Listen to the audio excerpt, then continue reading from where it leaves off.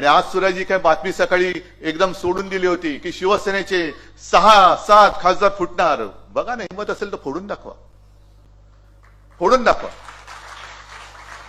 पण आता शिवसैनिकाच्या संयमाचा अंत बघू नका, कारण फोडाफोडी करायला लागलात कधी तुमचं डोकं फुटेल. आणि माझं तर आव्हान आहे, फोडाफोडी करायची असेल ना तर सरकारी यंत्रणा बाजूला ठेवा, पोलीस बिलीस बाजूला ठेवा, ईडी, इन्कम टॅक्स, सीबीआय बाजूला ठेवा, आणि हिंमत असेल, मर्दाची अवलाद असेल तर माझा एक तरी शिवसैनिक फोडून दाखव, मी तुझं नेतृत्व स्वीकारायला तयार आहे. एक तरी शिवसैनिक फोडून दाखव. पण पैशाची आमिष दाखवायची, अटकेच्या भीती दाखवायची, ईडी, इन्कम टॅक्स, सीबीआयच्या भीती दाखवायची. अरे कसले तुम्ही मर्द, नामर्दाची अवलाद, नकली बापाची अवलादी. संजय राऊत बोलले ते बरोबर आहे, हे नकली बापाची अवलाद आहे, कारण हिंमतच नाहीये. आज संपूर्णपणे देश नाचवून टाकतायत.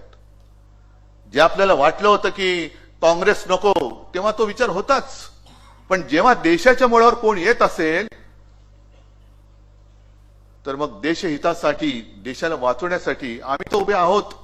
पण आमच्यासोबत जे कोणी येत असतील येऊ द्यात, पण आम्ही पहिलं देशाच्या देशद्रोह्यांना पहिलं गाडू.